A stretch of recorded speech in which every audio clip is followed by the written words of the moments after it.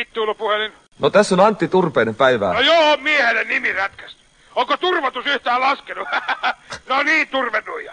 Kerrohan vielä ikäsi ja ammatti. 38 myyntipäällikkö. Etkä ole. Myyntiapulainen korkeintaan. No niin, persesilmä. Myyntipäällikkö. Etkä ole. Haluatko normaalia, keskirakkaa vai tosirakkaa vittuilua? No, päivää. Ai sinä haluat puhelinlaskujakaan. Mitähän muuta sinä haluat, saatana paskapää? No, mä haluan raskaan. Raskaan.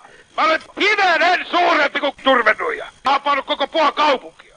Perkele, että mä vihaan puhelinlaskuja. Tajuatko sä, että olisi vähän parempi, jos aikoo menestyä elämässä, että älykköysmäärä olisi hivenen suurempi kuin 38. Idiootti, turvenuija. Paskahousu, persesirmä.